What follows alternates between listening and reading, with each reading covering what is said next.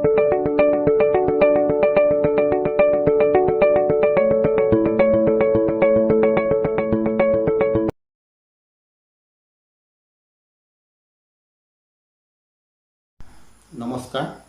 প্ৰথমে মই সকলোকে আজিৰ পাঠৰ কাৰ্যসূচীলৈ স্বাগতম জনাইছোঁ।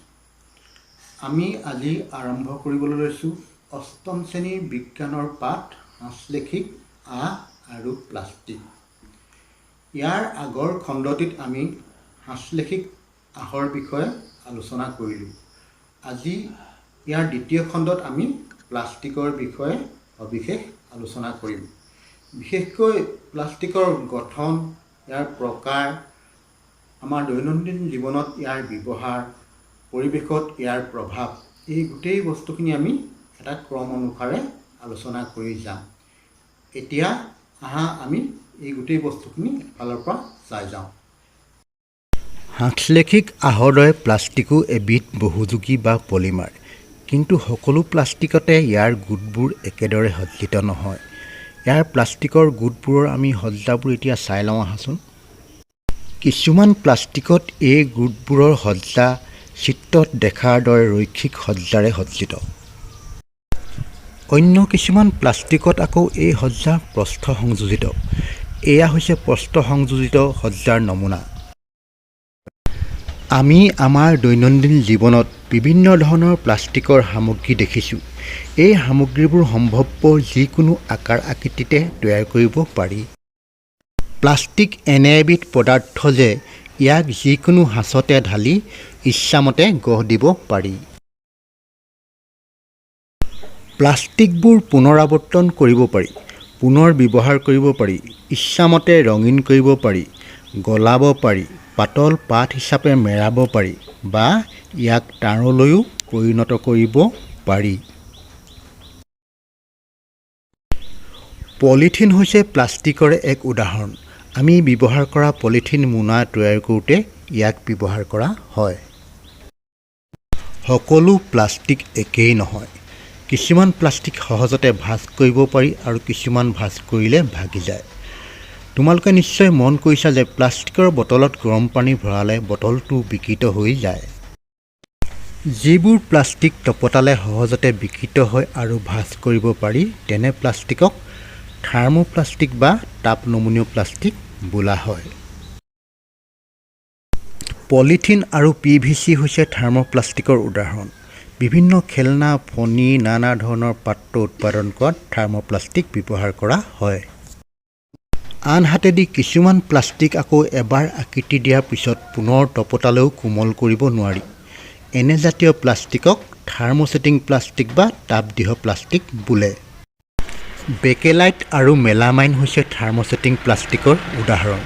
বেকেলাইট তাপ আৰু বিদ্যুতৰ কুপৰিবাহী। বেকেলাইটৰ পৰা বৈদ্যুতিক ছুইচ, বিভিন্ন বাচন বৰ্তনৰ নাল আদি তৈয়াৰ কৰা হয়।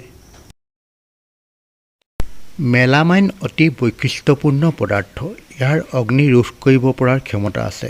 ই আন প্লাষ্টিকতকৈ বেছি তাপ সহ্য কৰিব পাৰে। সেয়ে মজিয়াৰ টাইলছ, ৰান্ধনীশালৰ সৰঞ্জাম আৰু অগ্নি প্ৰতিৰোধী কাপোৰ প্ৰস্তুত কৰিবলৈ মেলামাইন ব্যৱহাৰ কৰা হয়। মন কৰিবা যে অগ্নি নিৰ্বাপক বাহিনীৰ ব্যক্তিসকলৰ ইউনিফৰ্মত মেলামাইনৰ প্ৰলেপ দিয়া থাকে, যাতে ই জুইৰ শিখা প্ৰতিৰোধ কৰিব পাৰে। বহুতো কাৰণ আছে যাৰ বাবে আমি প্লাষ্টিকক বেছি পচন্দ কৰোঁ বা ই বেছি জনপ্ৰিয়।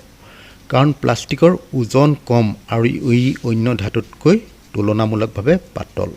ইয়াৰ দাম কম আৰু মজবুত। ইয়াক ব্যৱহাৰ কৰিবলৈও তেনেই সহজ। বৰ্তমানৰ মানৱ জীৱনত ব্যৱহৃত প্লাষ্টিক সামগ্ৰীৰ তালিকাখন বৰ্ণনা কৰি শেষ কৰিব নোৱাৰি। আকাশী যান, অন্তৰিক্ষ যানৰ পৰা আৰম্ভ কৰি ঘৰুৱা সকলো ধৰণৰ বস্তুৱেই প্লাষ্টিকেৰেই তৈয়াৰী। প্লাষ্টিকৰ কিছুমান ধৰ্ম আছে। প্লাষ্টিকৰ ধৰ্মসমূহৰ ভিতৰত প্ৰথমটো হৈছে কি প্লাষ্টিকবোৰ অবিক্ৰিয়ক পদাৰ্থ। ই পানী আৰু বায়ুৰ লগত বিক্ৰিয়া নকৰে আৰু সহজতে ক্ষয়ো নাযায়। যিহেতু প্লাষ্টিকে কাৰো লগতে বিক্ৰিয়া নকৰে, সেয়ে বিভিন্ন ৰাসায়নিক দ্ৰব্য বা যিকোনো পদাৰ্থ সংৰক্ষণ কৰিবৰ বাবে প্লাষ্টিকৰ পাত্ৰ ব্যৱহাৰ কৰা হয়। প্লাষ্টিকৰ দ্বিতীয় ধৰ্মটো হৈছে কি প্লাষ্টিক পাতল, দৃঢ় আৰু দীৰ্ঘস্থায়ী। সেয়ে ব্যৱহাৰৰ বাবে ই অন্য ধাতুতকৈ তুলনামূলকভাৱে বেছি উপযোগী। প্লাষ্টিকৰ এটা অন্যতম গুণ হৈছে ই তাপ আৰু বিদ্যুতৰ কুপৰিবাহী। বৈদ্যুতিক তাঁৰৰ ওপৰত সেই প্লাষ্টিকৰ এটা আৱৰণ লগোৱা থাকে। স্ক্ৰুড্ৰাইভাৰৰ নালো প্লাষ্টিকেৰে তৈয়াৰী। ৰন্ধনশালৰ সামগ্ৰীবোৰৰ ভিতৰত কেৰাহী, টাৱা আদিৰ নালো প্লাষ্টিকেৰে তৈয়াৰী। আমাৰ ব্যৱহাৰৰ বাবে প্লাষ্টিক প্ৰথম পচন্দৰ বস্তু হ'লেও পৰিৱেশৰ বাবে ই মুঠেও অনুকূল নহয়। বজাৰৰ পৰা অনা পলিথিনৰ বেগ, প্লাষ্টিকৰ বেগবোৰ আমি বাহিৰত পেলাই দিওঁ। ঠিক তেনেদৰেই আমাৰ বিভিন্ন ব্যৱহৃত সামগ্ৰীবোৰ ব্যৱহাৰৰ অযোগ্য হোৱাৰ লগে লগে আমি ইয়াক আৱৰ্জনাথলীত নিক্ষেপ কৰোঁ। কিন্তু প্লাষ্টিকৰ আমি পেলাই দিয়া আৱৰ্জনাবিলাক কাহানিও নপচে। ই জৈৱ অপচনশীল পদাৰ্থ, সেয়ে ই পৰিৱেশ প্ৰদূষণৰ সৃষ্টি কৰে। গতিকে প্লাষ্টিক পৰিৱেশ হিতৈষী কেতিয়াও হ'ব নোৱাৰে। আমি জানো যে প্ৰাকৃতিক ক্ৰিয়া প্ৰক্ৰিয়াত যিবোৰ পদাৰ্থ সহজতে পচি যায় সেইবোৰক জৈৱ পচনশীল আৰু যিবোৰ নপচে তাক জৈৱ অপচনশীল বোলে। এই তালিকাখন ভালদৰে লক্ষ্য কৰিলেই তোমালোকে কোনবোৰ সামগ্ৰী জৈৱ পচনশীল আৰু কোনবোৰ জৈৱ পচনশীল নহয় তাক অনুমান কৰিব পাৰিবা।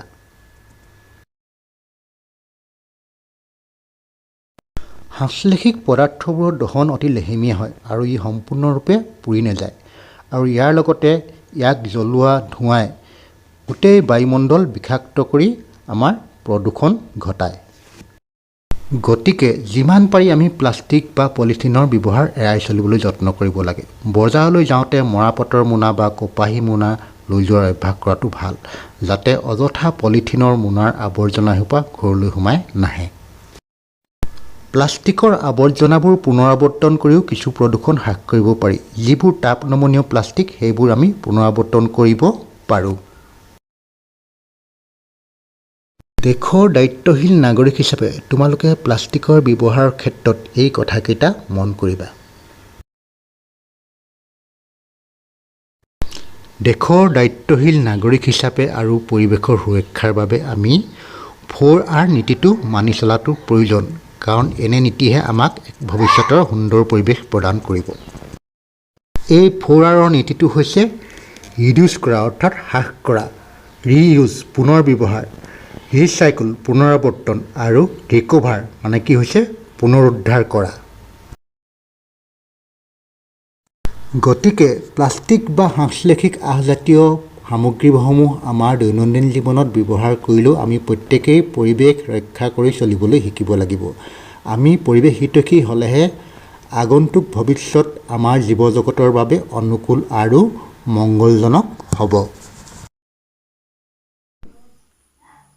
আজিৰ পাঠটিত আমি প্লাষ্টিকৰ গঠন, প্ৰকাৰ, আমাৰ মানৱ জীৱনৰ দৈনন্দিন বিভিন্ন দিশত ইয়াৰ ব্যৱহাৰ আৰু পৰিৱেশত প্লাষ্টিকৰ যিখিনি বিৰূপ প্ৰভাৱ, এই গোটেইখিনি কথা ভালদৰে আলোচনা কৰিলোঁ।